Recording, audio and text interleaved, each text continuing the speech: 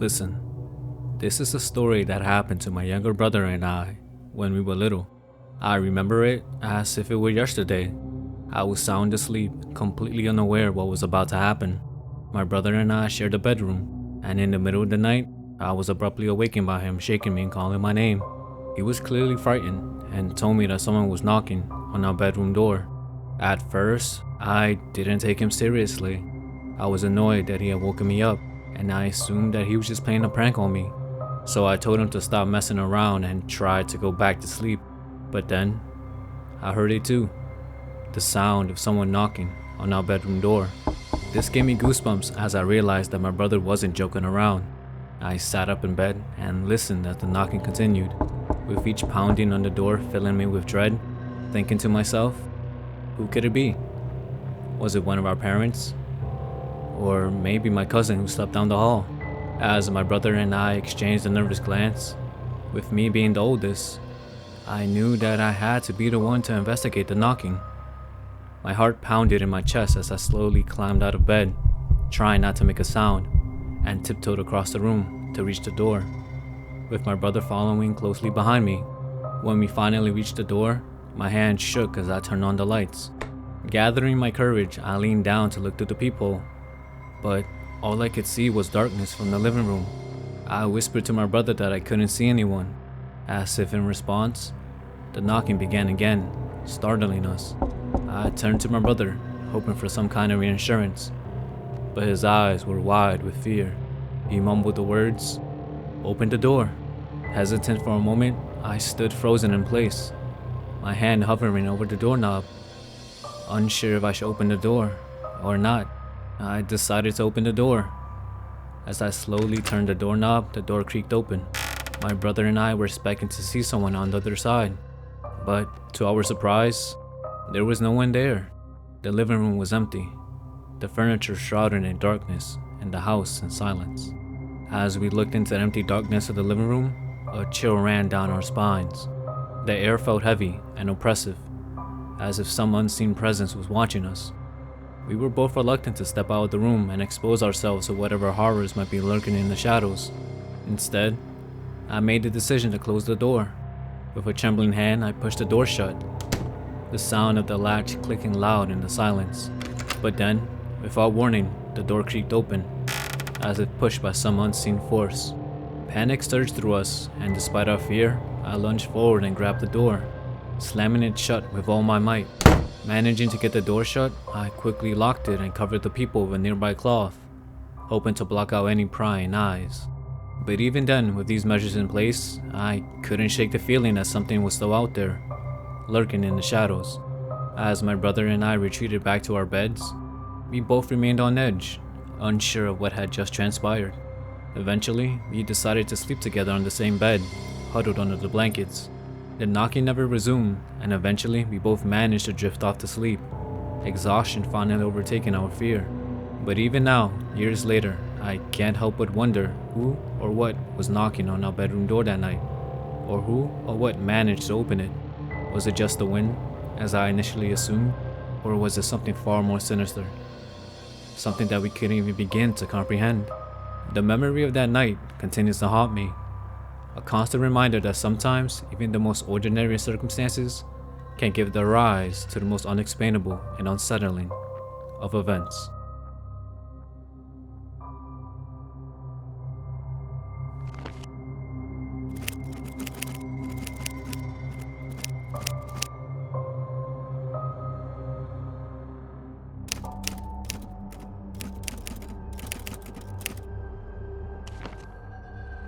Whenever my family and I would go on vacation, my cousin would take care of our pets by staying alone at our apartment. Despite his typical fearless demeanor upon our return, he would always recount his experience of a shadowy figure lurking at the end of the hallway near the back of the living room. To provide some context, his bedroom door was just a few feet to the left of the apartment entrance. Moving forward from there, you would enter a hallway that led to the living room located at the end. In the living room, on the right corner, there were two doors. The one on the left was used as the gym room, while the one on the right was my bedroom. We would leave the doors in the apartment open to allow our pets to roam freely, Having an entire apartment to yourself might sound like a dream, but my cousin's experience proved otherwise. Despite being the only one in the apartment, he claimed to have encountered a shadowy figure lurking around whenever we were away on vacation. According to him, everything seemed perfectly normal until he returned home from work. Upon entering the apartment, he would repeatedly spot the mysterious figure standing near the door of the gym room, only for it to disappear into thin air. One might assume it was his own shadow cast by the light at the entrance of the apartment, but my cousin tried to debunk this theory. He would turn on the light and attempt to recreate the shadow's appearance by moving around, but he couldn't replicate it. He eventually realized that the shadow was something else entirely. From that day on, he decided to keep the gym room door closed, making sure no pets were inside when he did. Despite having prior experiences with the paranormal, my cousin was left feeling uneasy after encountering the shadow figure by the gym door. However, he didn't let it stop him from following his nightly routine. Upon returning home, he would get comfortable, feed the pets, and prepare something to eat in the kitchen.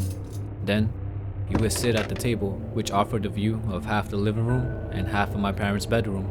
He would always sit there until one night, while enjoying his meal, he looked up to witness a shadow figure pass from the living room entrance to my parents' bedroom.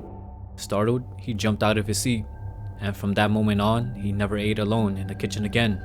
Instead, he opted to have his dinner in his own room. That wouldn't be the last time he would see it. There was another instance when he was feeding the cat. As he looked up, he noticed a figure standing by the gym door.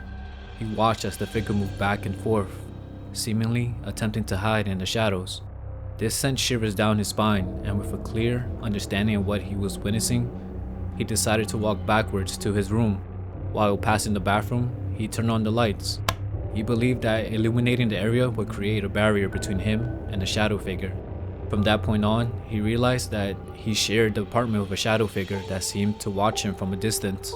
Not only did my cousin observe the shadow figure from time to time, but he also noticed that objects in the apartment would occasionally be moved. Strangely, the bathroom light would be turned on when he returned home. He noticed that the figure never ventured beyond the bathroom towards his room. Instead, it would draw closer and then disappear into the bathroom. Despite nothing more significant ever occurring, he always felt relieved when we returned home from our trip, even with our pets around to keep him company. Whenever we joked with him about confronting the shadow figure, he always responded with a resolute, no freaking way, fearing the possibility of possession or something equally sinister. To add to the eeriness, he mentioned that prior to him seeing the shadowy figure, he recalled one night while sleeping with the blankets covering him, when suddenly he woke up from his sleep. Unable to fall back to sleep, he opened his eyes and saw a dark silhouette sitting on the edge of his bed. He tried to cover his face with the blanket, but was unable to, due to his body feeling heavy and paralyzed. When eventually managing to cover his face and was able to, he began to pray. As he did, he felt the silhouette lift off the bed. He was finally able to relax and fall asleep shortly afterward.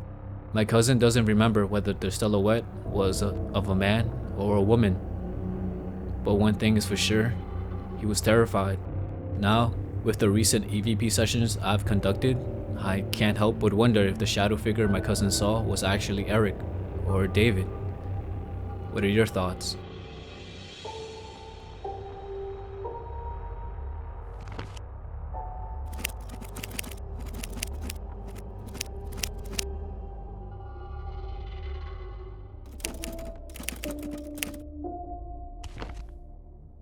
Throughout my childhood, my mother has always been a spiritually inclined person who would occasionally notice unusual occurrences in our apartment. When she shared these experiences with us, some would dismiss them as mere dreams or label her as crazy. However, having experienced paranormal events myself, I believed her. These were the experiences that my mother recounted, describing what she had seen or what had happened to her when she was alone in the apartment. On certain nights, she would wake up to strange noises outside her bedroom door, curiosity mixed with concern, prompting her to investigate the source of these eerie sounds. Upon opening the door, she found a small figure crouched in the kitchen, covered by a blanket. Assuming it was one of her sons, she approached to see why they were in the kitchen in that position. As she neared, she realized the figure was drinking juice. Believing it was indeed one of her children, she reached out and grasped the figure's shoulder, intending to speak to them. However, to her surprise, the figure remained silent, and when it looked up at her, she recoiled in shock. It was not her son after all, and as she continued to gaze at it, the figure abruptly vanished. Filled with fear and confusion, my mother returned to bed, questioning the reality of what she had witnessed. The next morning, she discovered the blanket still in the kitchen, leading her to assume that one of her sons had been there the previous night. Upon looking further into the blanket, she noticed which of her sons it belonged to, waiting for me to wake up, and when I did, I noticed that my blanket was missing. I searched the floor, but it was nowhere to be found. Not thinking much of it, I went to greet my mother. To my surprise, she seemed angry and told me it was funny what I had done the night before. Confused, I had no idea what she was talking about. She led me to the kitchen, where I saw my blanket lying on the floor. I couldn't understand why it was there. With a perplexed expression on my face, my mother could see that I was telling the truth. However, she didn't want to believe what had happened the previous night. Her attitude changed, and she reassured me that everything was alright. Several days passed, and a few nights went by without any occurrences, until one night, when my mother woke up to the sound of small footsteps running around. Annoyed because she thought it was her son still up playing around, my mother got out of bed to check if either my younger brother or I were still awake. However, as soon as she opened the door, the footsteps seemed to stop. She searched the hallway, the kitchen, and the living room, but couldn't find either of us. Finally, she went to check our bedrooms and found us both fast asleep. Confused, she closed the door and began walking back to her room, but before entering, she made a quick stop to the bathroom. While inside, she heard the footsteps again. Thinking she would catch us in the act of being awake, she swiftly left the bathroom and began walking towards the living room. To her amazement, as she approached the living room, she saw a small figure darting out of the kitchen and into the living room. She immediately began to follow the figure, and upon entering the living room, she saw it jump over the couch. Filled with determination, she rushed to where the figure had leaped, only to find an empty space. Confused and slightly terrified, she quickly checked on us again, but we were still fast asleep. The encounter left her with an unsettling feeling, but as someone who had experienced paranormal events before, she dismissed it and went back to sleep. In the following days, my mother no longer heard strange noises or saw the little boy figure. However, the memories of those occurrences lingered, leaving a sense of strangeness and creepiness. It made me wonder if Emmanuel, the presence we had connected with during the EVP session, could have been responsible for taking my blanket and playfully running around the house, unknowingly scaring my mother.